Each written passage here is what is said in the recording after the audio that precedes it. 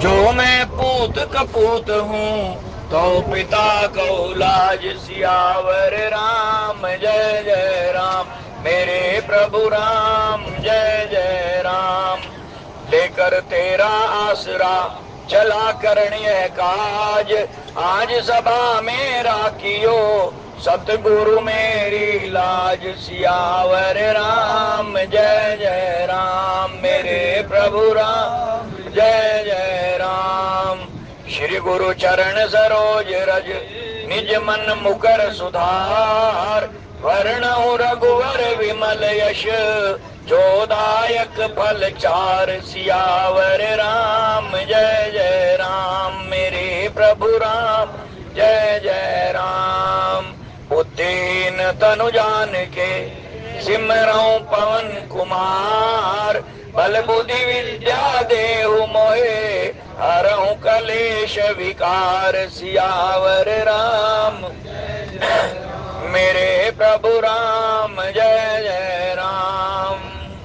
नहीं विद्या नहीं बाहुबल नहीं खर्चन को दाम, मोह से पतित अपंग की तुम पतरा को राम। सियावर राम जय जय राम, मेरे प्रभु राम जय जय राम। सत्संग सभा में पधारे हुए प्रभु प्रेमी सज्जनों, श्री रामचरितमानस के पंचम सोपान सुंदरकांड के अंतर्गत जो आज का पावन प्रसंग शुरू होने जा रहा है, ये आध्यात्मिक अर्थों में बड़ा ही गहरा गूढ़ संदेश देने वाला प्रसंग है। इससे पूर्व कि आज के इस प्रसंग की व्याख्या पर आऊं, एक दो सूचनाएं हैं, आप श्रवण कीजिए। पहली सूचना तो ये है कि आज जो नवरात्र का पावन दिवस है, माता शैलपुत्री दुर्गा के इस प्रथम स्वरूप की पूजा होती है। और शैलपुत्री नाम पार्वती का है। शैल पर्वत को कहते हैं और पर्वत की पुत्री शैलपुत्री यानी पार्वती। माँ भगवती ने प्रथम स्वरूप पार्वती का धारण किया और फिर इसी स्वरूप में भगवान शिव को अपने आराध्य रूप में उनकी आराधना करके, उनको सिद्ध करके, उनको अपने पति स्वरूप में प्राप्त किया। आज का जो ये नवरात्र है, ये माता के अर्पित है। माता के नवरात्रे जो है आज से शुरू हो रहे हैं और इन नवरात्रों में हमारे भारत के विभिन्न भागों में दुर्गा पूजा का ये अब त्योहार मनाया जाता है। जबकि हमारे यहाँ उत्तर भारत में तो दशहरे के रूप में मनाया जाता है, लेकिन अन्य भागों में दुर्गा पूजा के रूप में मनाया जाता है। तो ये दुर्गा पूजा के नवरात्र हैं और इन्हीं दिनों में भगवान राम ने भी दुर्गा की पूजा की थी और उनसे वर प्राप्त किया था। और इन्हीं नवरात्रों में गुरु गोविंद सिंह जी महाराज ने भी दुर्गा की पूजा की थी और ये वर मांगा था, दे शिवा। शिवा पार्वती का ही नाम है, शिव की अर्धांगिनी।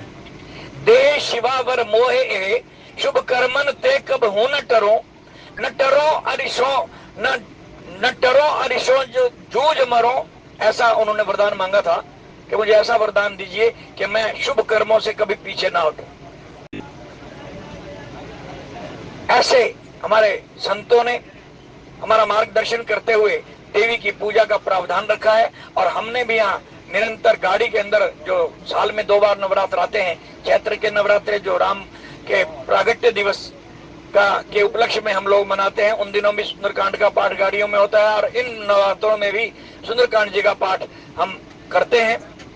तो आप हम सब सहित भाग्य के जो है सराहना करते हैं कि प्रभु की कृपा से ये सत्संग मिला है।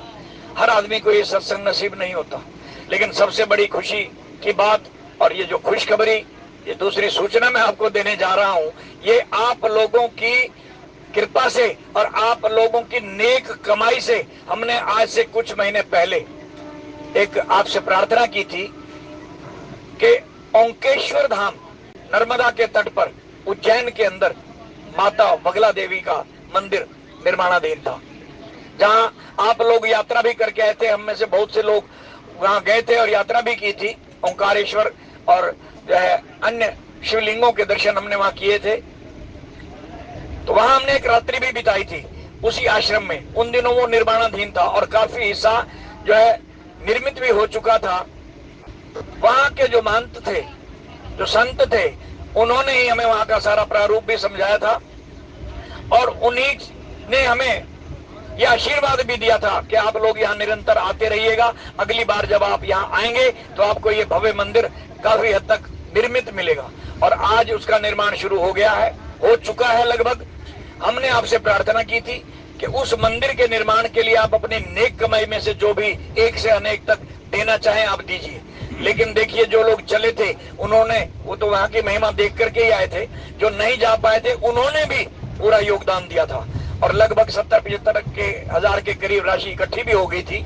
हमने उनको प्रार्थना की थी कि हम ये राशि आपको भेज रहे हैं, तो महंत जी का संदेश आया था कि अभी मत भेजिए, जब हमें जरूरत होगी हम ले लेंगे, क्योंकि अब हमारे फंड में से खर्चा हो रहा है और हम ये राशि डायरेक्ट वहां पर उनके अकाउंट में लेंगे जिनसे हम मटेरियल खरीद रहे हैं। ये बात हुई थी, तो उन्होंने राशि रुकवा दी थी। तो कल ही उनका संदेश आया है, माता बगला मुखी ने आज पहले नवरात्र पर आप सब लोगों की भेंट स्वीकार कर ली।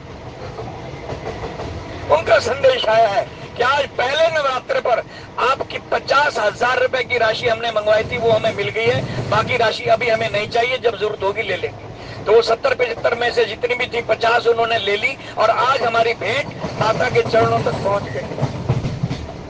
हम सब लोग बड़े भाग्यशाली हैं कि माता के इस पावन अवसर पर, प्रथम नवरात्र पर आपकी भेंट माता ने स्वयं मांग करके ली और स्वीकार की है।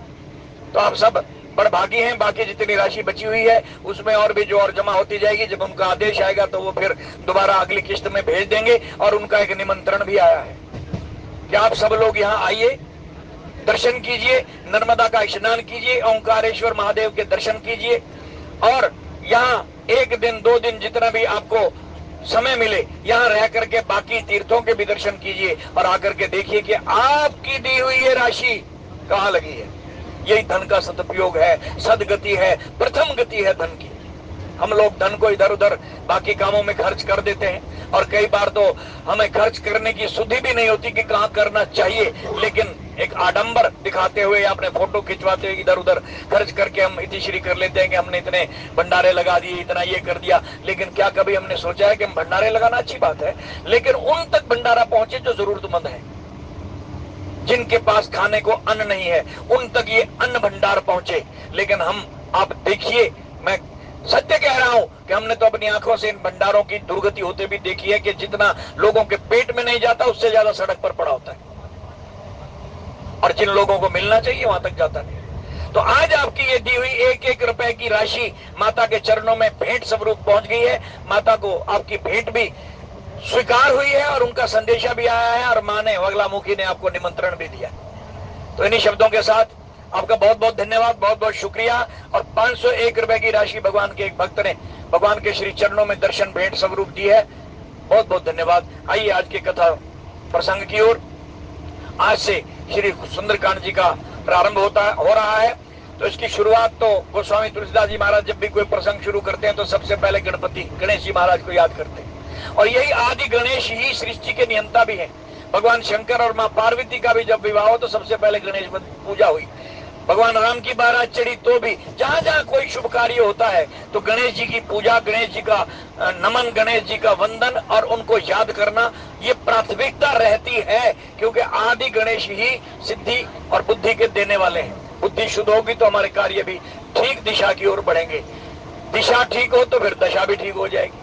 तो इसलिए उन्हीं गणपति जी का वंदन करते हुए, गणेश जी का नाम लेते हुए गोस्वामी जी शुरुआत कर रहे हैं। और श्री गणेशाय नमः, श्री जानकी वल्लभो विजयते, श्री रामचरितमानस पंचम सोपान सुंदरकांड। श्लोक: शांतम शाश्वतम अप्रियम अनघम निर्वाण शांति प्रदम ब्रह्मा शंभु फणींद्र सेव्यम विनिशम वेदांत वेद्यम विभुम रामाख्यम जगदीश्वरम सुरगुरुम माया मनुष्यम हरिम वंदे अहम करुणाकरम रघुवरम भूपाल चूड़ामणिम नान्यास प्रिया रघुपते हृदये असमदीये सत्यम वदामि च भवानी अखिलंतरात्मा भक्तिम पर्यच रघु पुंगव निर्भराम मे कामादि दोष रहितम कुरु मानसम च अतुलित बलधामम हेम शैलाभुदेहम देव धनुजवन कृशानम ज्ञानी नाम अग्रगण्यम सकल गुण निधानम वानराणामधीशम रघुपति प्रिय भक्तम वात जातम प्रकार वंदना प्रकरण से, श्लोक से गोस्वामी जी शुरुआत कर रहे हैं और सबसे पहले गणपति को मनाने के बाद उस ब्रह्म की वंदना की है जो निराकार है, एक है, अनादि है, सनातन है, एक है। एक को अहम बहुशा में जब उसकी इच्छा होती है तो एक से अनेक हो जाता है। उस ब्रह्म की, निराकार ब्रह्म की वंदना करते हुए कह रहे हैं कि हे प्रभु आप शांत स्वरूप हैं, शांताकार हैं, सनातन यानी अनादि हैं। आपसे पहले ना कोई था ना आपके बाद कोई होगा, इसलिए सनातन है। आपका आदि अंत भी कोई नहीं है और आपके प्रति कोई प्रमाणित जो है प्रमाण भी नहीं दिया जा सकता कि कोई आपके बराबर हो, अर्थात ना कोई आपके बराबर है, ना आपसे पहले था ना बाद में होगा। ऐसे पार ब्रह्म परमेश्वर जो निष्पाप हैं, मोक्ष रूप हैं, मुक्ति देने वाले हैं और परम शांति देने वाले हैं, ऐसे ब्रह्मा, शंकर और शेष और अन्य देवताओं के द्वारा वंदित, उनके द्वारा आपकी वंदना होती है। ऐसे प्रभु को जिनको वेदांत के द्वारा ही जाना जा सकता है, कोई महापुरुष, कोई वेदांती, ऐसा कोई संत हमें मिल जाए तो आपके बारे में हमें कुछ जानकारी दे सकता है, वरना और कोई जान ही नहीं सकता। यहाँ तक के वेदांतों के द्वारा, वेदों के द्वारा आपको थोड़ा बहुत जाना जा सकता है, लेकिन बाद में वेद भी हाथ खड़े कर देते हैं। वेद भी कहते हैं नेति नेति, हम इससे आगे कुछ नहीं जानते। तो प्रभु सिर्फ वही जान सकता है, सो जाने जय देव जनाई, जो जिसको आप जनवाना चाहें वही जान सकता है और कोई जान भी नहीं सकता। इसलिए आप सर्वव्यापक हैं, हर जगह कण कण में आप मौजूद हैं और देवताओं में सबसे बड़े माया से मनुष्य रूप में दिखने वाले, समस्त पापों के हरने वाले हे प्रभु मैं आपको नमस्कार करता हूं। आप अपनी इच्छा से अपना ये मायिक शरीर योग माया के द्वारा प्रकट करते हैं। आप अजन्मा हैं, अनादि हैं और जन्म मृत्यु से रहित हैं। माया आपकी दासी है, आप मायाधीश हैं, आप मायापति हैं। इसलिए आप अपनी इच्छा से अपनी योग माया के द्वारा स्वयं प्रकट होते हैं। ऐसे हे प्रभु आपने कण कण में रमा होने के कारण जर्रे जर्रे में आपकी उपस्थिति है, आपका अस्तित्व है, आपका वजूद है, हर जगह आप रमे हुए हैं, इसलिए आपका एक नाम राम है। आपने अपना नाम राम रखवाया है और करुणा की आप खान है, आपसे बड़ा करुणा कर और कोई हो नहीं सकता। इसलिए संत महात्मा भी जब जब किसी जीव का कल्याण करवाना चाहते हैं तो यही कहते हैं कि गाधि तन मन चिंता व्यापी, बिनु हरि करुणा बिनु हरि कृपा तरही नहीं पापी। तो आप करुणा के सागर हैं, करुणा निधान है, सब आपकी करुणा चाहते हैं, उसके बगैर जीवों का कल्याण ही नहीं हो सकता। इसलिए हे प्रभु आप रघुकुल में श्रेष्ठ शिरोमणि राजाओं के भी शिरोमणि हैं। इस कुल के अंदर आपने राम का नाम रखवा करके जन्म लेकर के हे जगत ईश्वर पार ब्रह्म परमेश्वर है निरंजन निराकार, मैं आपकी वंदना करता हूं। पहले श्लोक में उस निरंजन की, उस ब्रह्म की जो निर्गुण है उसकी वंदना की है। दूसरे श्लोक में अपने लिए कुछ मांगा है। क्या मांगा है? बोले हे रघुनाथ जी मैं सत्य कहता हूं कि फिर आप सबके ही अंतरात्मा है। अब उसी राम को जिसकी अभी वंदना निर्गुण रूप में की है, उसी को सगुण रूप मान करके उनसे कुछ मांग रहे हैं, सगुण स्वरूप राम से। क्योंकि तुलसी के जो ईश्वर हैं, जो ब्रह्म है, वो सगुण भी है और निर्गुण भी है।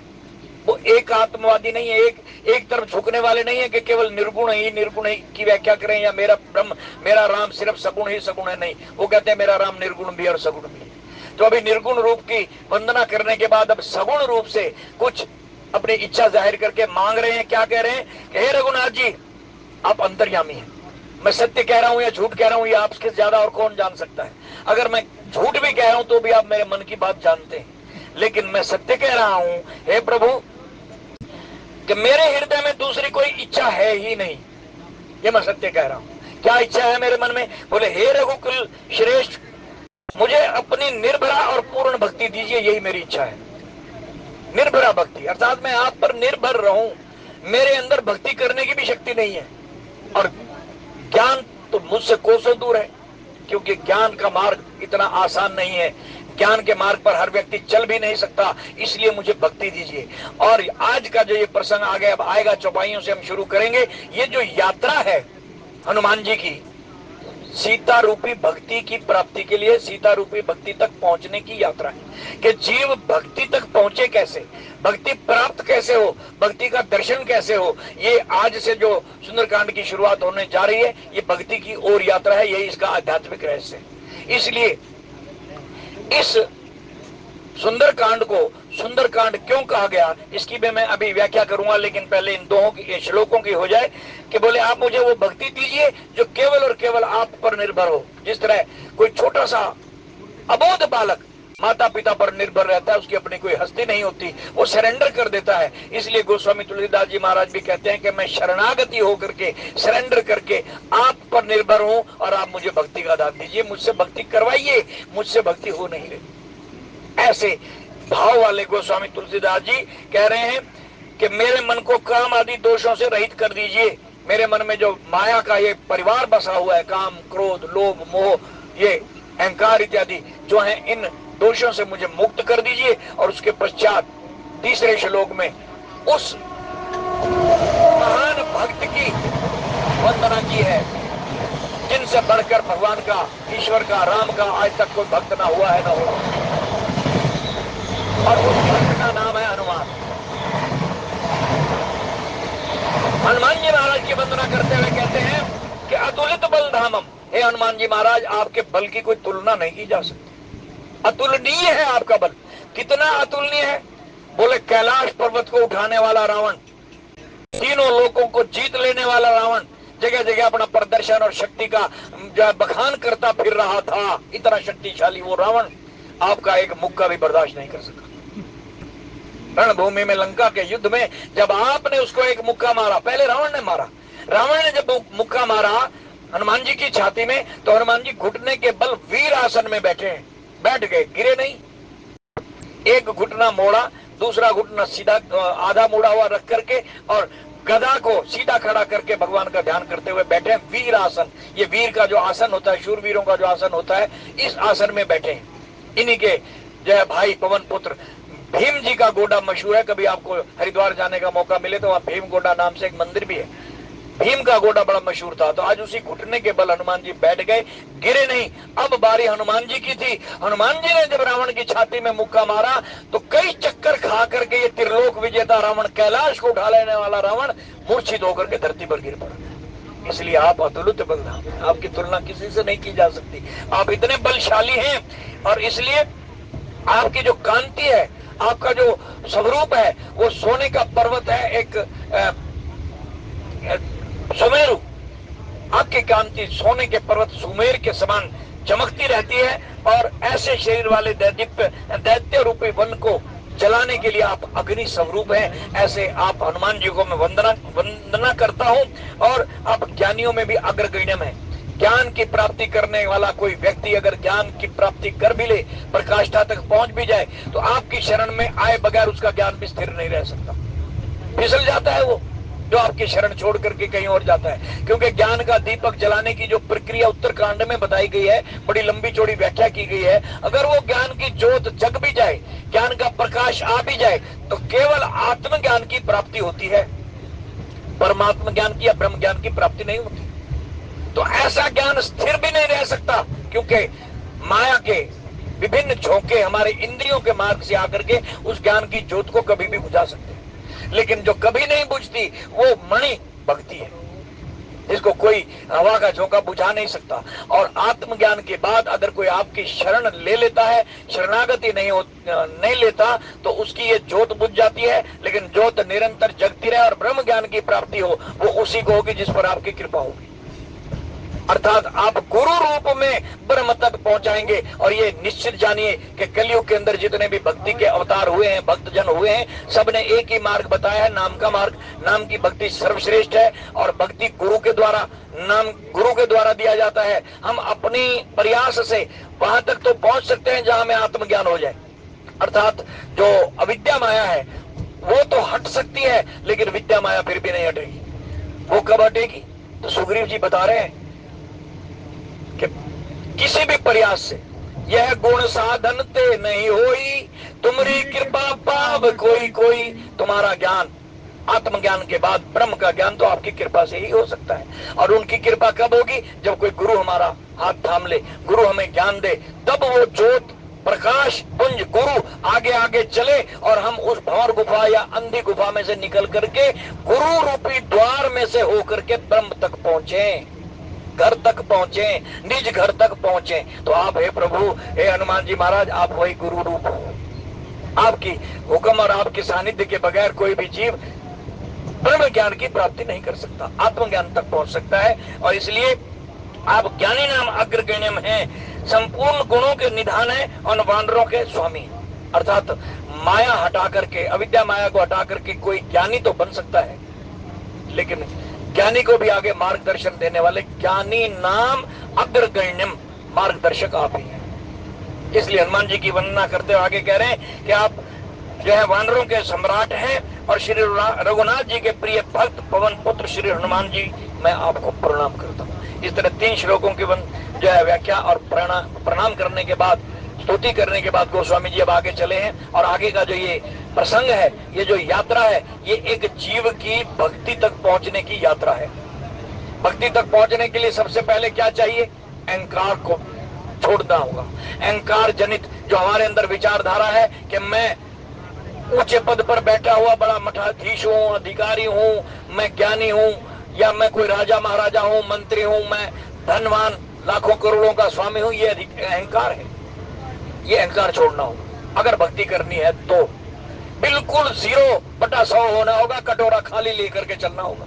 अगर भक्ति का वरदान पाना हो तो कटोरा खाली होगा, हृदय का कटोरा, मन का कटोरा अगर खाली होगा तो भक्ति अपने स्वामी सहित आकर के वहां विराजेगी।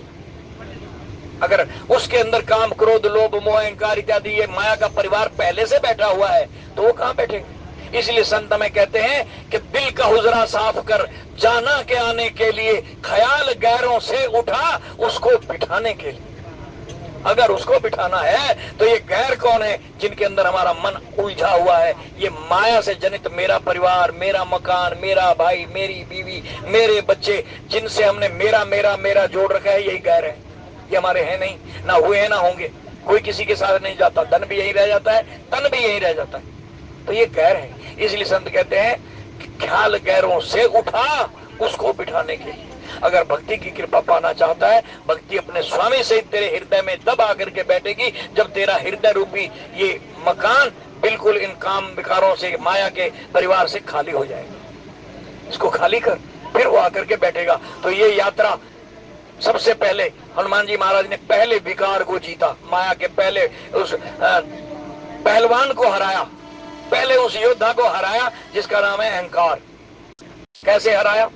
जामवंत के वचन सुहाए, सुनी हनुमंत हृदय अति भाए, तब लगी मोहि पर क्यों तुम भाई, सही दुख कंद मूल फल खाई, जब लगी आमो सीतई देखी, होई काज मोहि हर्ष विषय की, यह कही नाई सब इनको माता, चले हर्ष ये धरि रघुनाथा, सिंधु तीर एक भूधर सुंदर। यही अहंकार।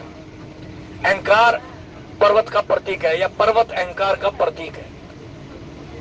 हनुमान जी महाराज ने अपने सभी साथियों से कहा कि भाई मैं अब आपकी आज्ञा से आपको सबको शीश झुका करके आपकी आज्ञा और आपका आशीर्वाद लेकर के लंका की ओर जा रहा हूं। जैसा कि संपत्ति जी ने इशारा कर दिया, मार्ग बता दिया है, दिशा दे दी है, अब दशा क्या होगी ये राम जाने। इसलिए मुझे आशीर्वाद भी दीजिए और आज्ञा भी दीजिए, और जब तक मैं वो कार्य करके ना आ जाऊं तब तक मेरी इंतजार इसी स्थान पर करना, यहीं बैठ करके इंतजार भी करना और राम का नाम निरंतर सिमरन करते रहना, उसको मत भूलना।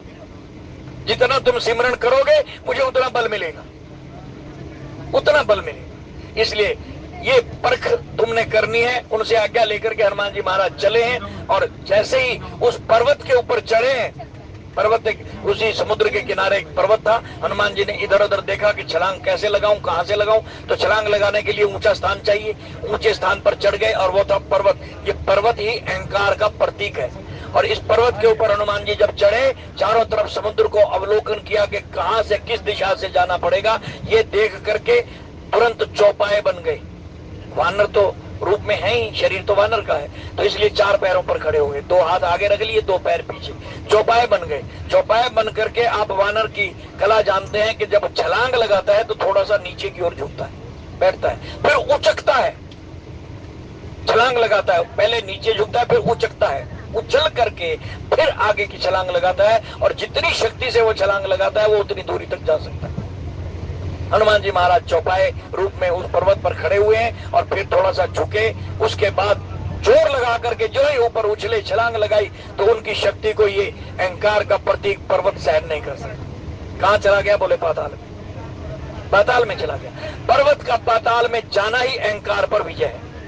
हमारा अहंकार छूट जाए और हम निम्रता के सागर बन जाए, हमारे अंदर इतनी निम्रता आ जाए कि हम शरणागति ले लें। यही जो प्रसंग है शरणागति का प्रसंग है, निम्रता का प्रसंग है। और निम्रता तब आएगी जब अहंकार छूटेगा। तो हनुमान जी ने पहली विजय प्राप्त की है और फिर आगे चले हैं। जिमी अमोघ रघुपति कर बाना यही भांति चले हनुमाना, जल निधि रघुपति दूत बिचारी तय मैना, कोई श्रम हारी हनुमान ते ही परसा, कर पुण्य किए प्रणाम राम काज कीने बिनु मोहि कहां विश्राम। अब जैसे ही ये भक्ति की ओर यात्रा शुरू होती है तो पहली बाधा अहंकार, इसको जीत लिया गया। दूसरा विकार आता है लोभ। हमने अहंकार जीत लिया। क्या अहंकार जीत लिया? अहंकार पर विजय क्या भाई कि हम ब्रह्म मुहूर्त में उठ करके रोज भक्ति करेंगे, भगवान के नाम का सिमरण किया करेंगे। इस बात पर हम कई दिनों की प्रैक्टिस के बाद, अभ्यास के बाद परिपक्व भी हो गए। लेकिन अभी लोभ आ गया। लोभ क्या? बीच में ही भक्ति छोड़ दी। 3 बजे बैठे या 4 बजे बैठे तो अभी 6 भी नहीं बजे थे कि ध्यान आ गया कि आज तो फलाने व्यक्ति के साथ मेरी डील है, मैंने दुकान पर पहुंचना है, मैंने ड्यूटी पर पहुंचना है। ये लोभ का प्रतीक है। ये लोभ आ गया और लोभ ने हमें ऐसा विचलित कर दिया कि हम भक्ति छोड़ देते हैं और लोभ की पूर्ति के लिए उठ करके खड़े हो जाते हैं। हनुमान जी ने फिर दूसरा सूत्र समझाया हमें कि भक्ति का ये दूसरे परिवार का महाबली सदस्य लोभ है। पहला परिवार का जो माया के परिवार का पहला योद्धा था अहंकार था, उसको हरा दिया, जीत लिया। अब दूसरा योद्धा लोभ आ गया। ये लोभ क्या है? समुद्र के अंदर मैनाक पर्वत, जो कि माता मैना का पुत्र है, पार्वती का भाई है, एक बार इंद्र ने इन्हीं सभी पर्वतों के पर काटने शुरू कर दिए थे। इनको जो है काटना मारना भी शुरू कर दिया था। तब पवन देव ने, हनुमान जी के जो पिता हैं, इन्होंने कृपा करके इस मैनाक पर्वत को अपने बल से उठाया था। अपने बल से, हम पवन में इतनी शक्ति होती है, बल से उठा करके सुरक्षित स्थान पर पहुंचा दिया था। और वो सुरक्षित स्थान था समुद्र। समुद्र के अंदर छिपा दिया था। तब से ये मैनाक पर्वत वहीं निवास कर रहा था। और इधर से हनुमान जी को राम कार्य करने के लिए आते हुए जब समुद्र देवता ने देखा तो मैनाक को कहा कि मैनाक उठ। बोले क्या करूं? कहने लगा ऋण चुकाने का मौका आ गया, अवसर मिल रहा है। बोले क्या? कहने लगे हनुमान जी के पिता का ऋण है तुझ पर, उसने तुझे यहाँ सुरक्षित स्थान पर पहुंचा करके तेरे प्राणों की रक्षा की थी। अब वो आ रहा है, उसको तो अपनी पीठ पर विश्राम करने के लिए निवेदन कर। अगर वो तेरी प्रार्थना स्वीकार कर ले तो तू ऋण से उऋण हो सकता है। मैनाक पर्वत समुद्र से बाहर आया, सोने का पर्वत है ये सोना लोभ है, धन है। धन लोभ का प्रतीक होता है। तो उन्होंने हनुमान जी से प्रार्थना की कि थोड़ी देर बैठकर मुझ पर विश्राम कीजिए, फिर आगे की यात्रा कर लेना। हनुमान ते परसा कर पुण्य कीन प्रणाम। हनुमान जी ने धन का निरादर नहीं किया, हमें संदेश दिया कि ऐ मानवो ऐ मनुष्यो धन कमाना बुरी बात नहीं है, इसके बगैर तो गुजारा ही नहीं है। चारों आश्रम तुम पर निर्भर है, ब्रह्मचर्य आश्रम, गृहस्थ आश्रम, वानप्रस्थ आश्रम और संन्यास, चारों गृहस्थी पर निर्भर हैं। इसलिए तुम धन नहीं कमाओगे तो फिर कौन कमाएगा? आपने कमा करके इस धन का सही सदुपयोग करना है। क्या सदुपयोग? जैसे अभी अभी मैंने आपको बधाई दी कि आपके धन का सदुपयोग हुआ कि मां के चरणों में पहुंच गया। इस तरह का सदुपयोग करना है, धन कमा करके अच्छे कामों में लगाना है। लेकिन धन के ऊपर बैठ नहीं जाना। इस तरह पागल मत जो हो जाना धन के पीछे कि राम का नाम ही लेना भूल जाओ, भक्ति भूल जाओ। भक्ति को नहीं भूलना, धन कमाना है। तो हनुमान जी ने दूर से हाथ लगा करके स्पर्श करके उसका आदर मान सम्मान किया, धन का निरादर नहीं किया। और फिर प्रार्थना की, राम काज कीने बिना मोहे कहां विश्राम, कि पहले भक्ति फिर आपका उपयोग। सबसे पहले जैसे ही उठो सबसे पहले भक्ति करके भगवान से प्रार्थना करोगे, प्रभु आपका दिया हुआ धन ये मैं आपको अर्पित कर रहा हूँ, जो कुछ भी आपने मुझे दिया मैं आपको अर्पित कर रहा हूँ, अन्न धन वस्त्र जो भी है ये आपको पहले भोग लगे, फिर मैं इसका उपयोग करूंगा। ऐसा कह करके हनुमान जी महाराज आगे चले हैं। और फिर आगे जैसे ही बढ़े तो जात पवन सुन देवन देखा कहूं बल बुद्धि विषय। आगे एक और बाधा आ गई।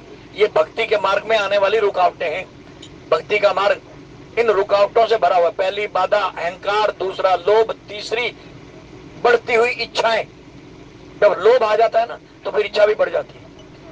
परमात्मा की कृपा से हमें संतुष्टि तो आती ही नहीं ना। अगर हमारी 10,000 से तनख्वाह 50,000 हो जाए तब भी हमें संतुष्टि नहीं आती। हम सोचते हैं कि इससे और ज्यादा बढ़ जाए, लाख हो जाए, वो भी हो गई, फिर भी संतुष्टि नहीं आती। फिर हम सोचते हैं कि फलाना तो 5 लाख रुपए कमा रहा है। कैसे कमा रहा है? वो भ्रष्टाचारी हो गया, रिश्वतखोरी कर रहा है, गलत तरीके से कमा रहा है। ध्यान रखना, पल्ले बांध लेना इस बात को। 1 रुपया भी अगर हमारे घर में अनर्थ कमाई का आया, रिश्वतखोरी का आया, बेईमानी का आया, तो भगवान को कभी स्वीकार नहीं होगा, बल्कि वो पैसा हमारी आने वाली 10 पीढ़ियों का सत्यानाश करके जाएगा और हाथ में कटोरा पकड़वा के जाएगा। इसलिए ये विशेष ध्यान रखना कि हक हलाल की कमाई से अपने घर का और बच्चों का पालन पोषण करना, ताकि उनका आने वाला जीवन भी सुखी हो, रोग दोष से मुक्त रहे और उनके अंदर सद्बुद्धि की जो प्रादुर्भाव हो वो शुद्ध अन्न से होगा, रिश्वतखोरी के अन्न से नहीं, बेईमानी से नहीं। जितना मिल रहा है उसमें संतुष्ट रहो, उसी से ही गुजारा करो। अगर तुम्हारे भाग्य में 5 लाख है तो जरूर आएगा, और नहीं है तो कोई दे भी नहीं सकता, आया हुआ भी चला जाएगा। तो इसलिए संतोष, और यहाँ आगे जो बाधा आई है वो बढ़ती हुई इच्छाएं बढ़ती हुई, ये सुरसा नाम की जो राक्षसी आगे आई है, राक्षसी भी नहीं है बल्कि देवताओं की माँ है, नागों की माता है। देवताओं ने देखा कि ये हनुमान जो है ये हमारे कार्य के लिए जा रहा है, और आगे जिस जगह ये जा रहा है वो तो माया की नगरी है, इसलिए इसका बल और बुद्धि की परख कर लेनी चाहिए, क्योंकि वहां खाली सारा काम ताकत से नहीं होगा, कहीं कहीं अकल का भी प्रयोग करना पड़ेगा। तो इसके अंदर अकल कितनी है, बुद्धि कितनी है और शक्ति कितनी है, इन दोनों की परीक्षा हो जाए। परीक्षा लेने के लिए चुना किसको? अहिन माता, यानी नागों की माता। नागों की माता ऐसी क्रूर होती है, ऐसा कहा जाता है कि नागिन अपने अंडे दे करके उन्हीं अंडों को खुद खा जाती है, अपने परिवार को खुद खा जाती है। जो 2-4 सपोले अंडों में से निकल करके उस घेरे से बाहर निकल गए, जो घेरा वो बना करके बैठी होती है ना कुंडली मार करके, उससे जो बाहर निकल गए वो बच गए, बाकी जो कुंडली के अंदर फंस गए वो खा जाती है। इसलिए इससे क्रूर माता और कोई हो नहीं सकती। उसको परीक्षा के लिए भेजा, और आई सामने आकर के कहने लगी, करे बंदर मुझे तो बहुत भूख लगी है, और आज देवताओं ने बहुत बड़ी कृपा कर दी मुझ पर कि मेरे लिए आहार भेज दिया, भोजन भेज दिया। हनुमान जी ने यहाँ बुद्धि का इस्तेमाल किया, कहने लगी ठीक कह रही है, देवताओं ने भेजा तो यहाँ बुद्धि की जरूरत थी, ताकत की नहीं। देवताओं के लिए क्या काम के लिए तो मैं जा ही रहा हूं, और वो मुझे मारने के लिए क्यों भेजेंगे? जिसने मुझे अपने काम के लिए भेजा वही मुझे मरवाएगा, तो उनका काम कैसे बनेगा? रावण से उनकी रिहाई कैसे होगी? तो साफ जाहिर है कि ये जो कह रही है ये मेरी परीक्षा है। देवताओं ने अगर भेजा भी है तो मेरी परीक्षा ले रहे हैं। यहाँ हनुमान जी ने जल्दबाजी ना करते हुए ताकत नहीं दिखाई, बल्कि हाथ जोड़ दी, बोले माँ कोई बात नहीं, मैं तेरा आहार बनने के लिए तैयार हूं, पर मेरी छोटी सी प्रार्थना स्वीकार कर ले। बोली क्या? कहने लगे मैं जिस काम के लिए जा रहा हूं मुझे सीता माता की खबर, यानी भक्ति कर लेने दे, भगवान का भजन कर लेने दे, उसके बाद मैं वापस आकर के तेरे पेट में समा जाऊंगा, तेरी भूख मिटा दूंगा। पहले भक्ति। जब जब भी किसी भक्त पर मौत मंडराई है उसने इजाजत मांगी है कि मुझे थोड़ी देर नाम सिमरन कर लेने दे। चाहे प्रहलाद जी हो, उनकी रक्षा नाम सिमरन करते करते स्वयं नारायण ने ढाल बन करके, यहां तक के तांत्रिकों की विद्या भी वही नहीं चल सकी, शंडामृग मारे गए जो तंत्र से, तांत्रिक विद्या से मारना चाहते थे। नाम में इतनी शक्ति है, भक्ति में इतनी शक्ति है। हकीकत रहा है जो धर्म की रक्षा के लिए प्रस्तुत हुए उन्होंने भी पहले भक्ति के लिए समय मांगा। गुरु अर्जन देव जी महाराज ने भक्ति के लिए समय मांगा, फिर जाकर के तवे पर बैठ के गरम गरम तवे पर। तो भक्ति करके ही अपनी कुर्बानी भी देनी पड़े तो दे दो, धर्म के लिए, धर्म की रक्षा के लिए अपना जीवन बलिदान करना पड़े तो कर दो, लेकिन पहले भक्ति। तो हनुमान जी ने कहा पहले मुझे भक्ति रूपी माता के दर्शन कर लेने दे, मैं आ जाऊंगा। कहने लगे वाह रे बंदर, तू मुझे बेवकूफ समझता है, कोई मरने के लिए भी दोबारा आता है, मैं नहीं मान, जाने दूंगी। कहने लगा माता नहीं मानती तो तेरी मर्जी, खा ले। अब माता ने 1 योजन यानी 4 कोस चौड़ा मुंह खोल लिया। हनुमान जी ने अपनी माया और प्रभु का सिमरन करते हुए भक्ति के शरण में जाकर के कहा कि माँ जानकी मैं आपकी शरण में हूँ, आप तक पहुंच रहा हूँ और ये बाधा मुझे आने नहीं दे रही, इसलिए आप मेरी इससे रक्षा कीजिए। तो उन्होंने, माया ने, जानकी माया है, विद्या माया है, इस विद्या माया ने हनुमान को ऐसी सिद्धियां दे दी कि उन्होंने अपना मुख 2 योजन चौड़ा कर दिया, यानी डबल। सुरसा ने 4 योजन, हनुमान जी 8 योजन के हो गए, वो 16 योजन चौड़ा मुख खोल के खड़ी हो गई, ये 32 योजन के हो गए, यानी दुगने होते चले गए। उसने 64 योजन मुख खोल लिया, तो हनुमान जी लघु रूप धारण करके उसके सामने आ गए, पैरों के पास खड़े हो गए, पैरों में प्रणाम करके मुख के अंदर चले गए, पूरे पेट का चक्कर लगा करके बाहर आ गए, हाथ जोड़ करके खड़े हो गए। कहने लगे माँ अब मुझे जाने दे, मैं तेरे पेट में होकर के आ गया, तेरा तो काम पूरा हो गया। तो वो ऊंचा, जितना ऊंचा व्यक्ति ऊपर देखेगा वो नीचे देख ही नहीं सकता, उसकी नजरें तो ऊपर ही ऊपर रहेंगी। हम में से भी कई ऐसे व्यक्ति हैं जिनकी नजरें ऊपर ही ऊपर रहती है, नीचे तो देखते ही। तो उसने जब देखा कि वो यहाँ इतना बड़ा बंदर खड़ा था मेरे सामने, कहाँ गया? तो हनुमान जी ने पैरों को हाथ लगा दिया, पैरों को हाथ लगाते उसको लगा कि कोई मुझे छू रहा है। नीचे झुक करके देखते तो वही बंदर नीचे खड़ा हुआ है, छोटा सा बनकर। तब उसने अपना मुंह बंद किया और आशीर्वाद दिया कि मैं तेरी ताकत और बुद्धि का इम्तिहान लेने आई थी, तो पास हो गया।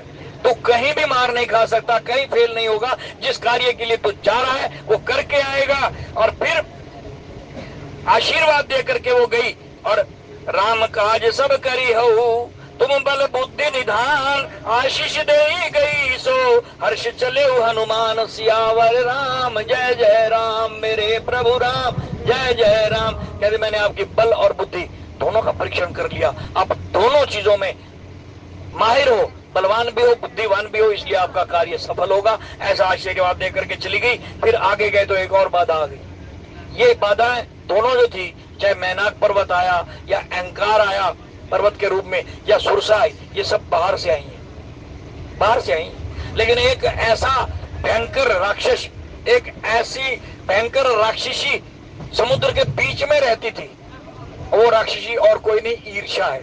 वो हम सबके अंदर रहती, अंदर। वो अंदर से बोलती चालती कुछ नहीं, अंदर ही अंदर हमारे मन को बुद्धि को विचलित करती रहती है। हमारा मन जितनी मर्जी ऊंची उड़ान भर ले, वो उसको वहीं रोक लेती है। मन चाहता है कि मैं भक्ति कर लूं, मन चाहता है कि मैं धन कमा लूं, मन चाहता है कि मैं सत्संग में चला जाऊं। मन अगर ऐसा सोचने भी लगे और कुछ धन कमा करके आगे बढ़ने की चेष्टा भी करने लगे, तो ये ईर्ष्या राक्षसी ऐसी है जो राहु और केतु की माता है। ये ऐसी राहु जो राह को रोक ले, वो क्रूर देव है। वो देवता था तो राक्षस बन गया था, आधा देवता राहु। वो राह रोकता है।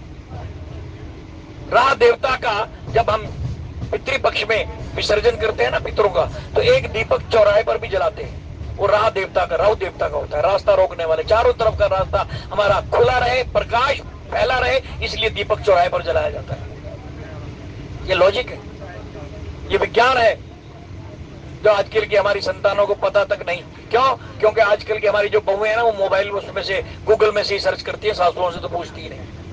अगर सासुओं से मार्गदर्शन लेकर के वो चले तो उनको एक एक लॉजिक का पता लगे कि हम श्राद्ध क्यों करते हैं, नवरात्रों का क्या अर्थ है, दीप क्यों जलाया जाता है, ये सब उनको अर्थ माताएं बता देंगी, सासुएं बता देंगी, कुल की रीत क्या है वो भी बता देंगी। तो ये राहु की माता है और ये रास्ता रोकने वाली ईर्ष्या हम सबके अंदर है। ये किसी को आगे बढ़ता हुआ देख नहीं सकते। सगा हमारा भाई भी तरक्की कर रहा हो ना, तो ये ईर्ष्या ऐसी जलन पैदा कर देती है कि मैं तो 20,000 रुपए महीना कमा रहा हूं और मेरा भाई 1 लाख रुपए महीना कमा रहा है। ऐसा क्यों? ये ईर्ष्या हमारे मन में आ जाती है। तो ये ईर्ष्या और कोई नहीं, ये सिंगिका नाम की राहु और केतु की माता है जो समुद्र में रहती थी। तो इसने जैसे ही हनुमान जी को ऊपर से जाते हुए देखा, तो इसके अंदर एक शक्ति थी, एक वरदान प्राप्त था कि ऊपर से जो भी चीज उड़ के जाती थी उसकी छाया को पकड़ लेती थी। क्योंकि राहु राह रोकने वाला एक दुष्ट ग्रह है और केतु छाया ग्रह है। केतु पुच्छल तारा जिसको बोलते हैं, ये छाया ग्रह है। तो ये छाया पकड़ लेती थी और फिर पकड़ करके जिसकी छाया मुट्ठी में आ जाए वो गिर पड़ता था, खा जाती थी। ये इसका काम था। इसने यही छल कपट हनुमान जी के साथ भी किया। हनुमान जी की छाया पकड़ ली, उसको नीचे उतार लिया और हम यहाँ जहाँ पहले बुद्धि का इस्तेमाल किया था सुरसा के सामने, यहाँ बल की जरूरत थी। हनुमान जी ने सोचा कि ये कोई ग्रह मामूली ग्रह नहीं है, ये समय बर्बाद करेगी मेरा और मुझे आगे जाने से रोकेगी। भक्ति के मार्ग में सबसे बड़ी बाधा ईर्ष्या है। ये चौथा दोष है। हनुमान जी महाराज इसके सामने आए, इसने पकड़ करके हनुमान जी को मुंह में डाला। हनुमान जी ने और लघु रूप धारण करके इसके पेट में जाकर के फिर विशाल रूप धारण कर लिया, अपना आकार बढ़ा लिया और अपनी गदा से इसकी खोपड़ी फाड़ करके बाहर निकला। इस तरह ईर्ष्या पर विजय पाई। एक एक दोष को, जो रास्ते में बाधाएं आती जा रही हैं, भक्ति के मार्ग पर चलने वाला ये परम प्रिय भक्त मां जानकी का लाडला मां की ओर बढ़ रहा है, भक्ति की ओर बढ़ रहा है। रास्ते में आने वाली हर बाधाएं उन्हीं की कृपा से दूर होती चली जा रही हैं। और आगे चला तो फिर एक और बाधा आ गई। क्या थी? बोले श्री राम जय जय राम, श्री राम जय जय राम। आगे जाकर के जब समुद्र के किनारे उतरे तो वहां जाकर के चारों तरफ अवलोकन किया। अभी रात नहीं हुई थी, अंधेरा नहीं हुआ था, थोड़ा सा सूर्य छुपने वाला था और मध्यम मध्यम रोशनी भी सूरज की थी। तो उस सूरज की पीली रोशनी के अंदर जब सूर्य उदय होता है तो भगवा रंग की रोशनी होती है। भगवा ये रंग भगवान विष्णु का प्रिय पीताम्बर, भगवान राम का भी पीताम्बर प्रिय रंग है, साधु संतों का भी ये भगवा प्रिय रंग है। भगवा रोशनी होती है, और जब छुप रहा होता है तो भी भगवा रंग होता है। तो छुपते हुए सूर्य की जो किरणें पड़ रही थी वो भगवा रंग की थी, पीले रंग की थी, वो इस लंका पर पड़ रही थी। लंका देखी दूर से समुद्र के किनारे खड़े होकर के, उसका परकोटा नजर आया, चार दीवारी पहले नजर आई, अंदर की नहीं, बाहर की चार दीवारी, उस पर नजर पड़ी। वो चार दीवारी पर सोना था, निरंतर सोने से मड़ी हुई थी। जब सोना भी पीले रंग का और सूर्य की किरणें भी भगवान, जब वो रोशनी उस सोने पर पड़ी तो उसकी चमक और बढ़ गई, आंखें चुंधिया गई देख करके। और हनुमान जी ने सोचा कि ये तो इतनी सुंदर नगरी है, सोने की चमक रही है, इसका तो अंदर से जाकर के दर्शन करना चाहिए कि अंदर क्या है। तब हनुमान जी ने इंतजार किया थोड़ा अंधेरा होने का, और जब हल्का हल्का अंधकार हुआ, सूरज छुप गया, तो उस पर कोटे के ऊपर छलांग लगा करके जाकर के चढ़ करके खड़े हो गए चार दीवारी पर। चार दीवारी पर खड़े होकर के चारों तरफ नजर दौड़ाई। अब जो अंदर का नजारा देखा तो एक कहावत है ना कि all that glitters is not gold, हर चमकने वाली चीज सोना नहीं होती।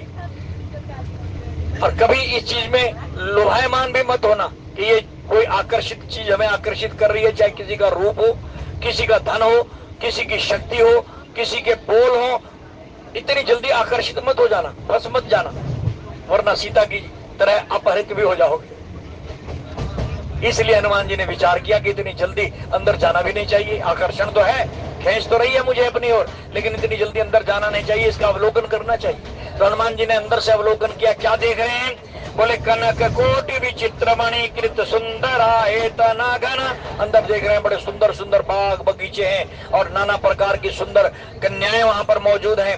देव कन्या, गंधर्व कन्या, नाग कन्या, मनुष्यों की कन्या, सुंदर सुंदर स्त्रियां हैं, और वहां के राक्षस लोग उनका उपभोग कर रहे हैं। भोग विलास की मोह की नगरी, सब लोग मोह के इस रात में सोए, मोह निशा जग सोमन हारा, और देख रहे हैं सपन अनेक प्रकार के ख्वाबे में सोए हैं, सपनों में खोए हुए हैं। भोग विलास की इस नगरी को हनुमान जी महाराज ने बाहर से देखा, और अंदर क्या देखा कि खाली भोग विलास और स्त्रियों का भोग ही नहीं हो रहा, बल्कि बड़े बड़े महाभट्ट और योद्धा मांस भी खा रहे हैं। जहां जहां इन चीजों का उपयोग हो, समझो हम लंका में रह रहे हैं। ध्यान रखना, जिस घर में, जिस शहर में, जिस मोहल्ले में इन चीजों का प्रयोग हो, समझो हम लंका में निवास कर रहे हैं, अयोध्या में नहीं।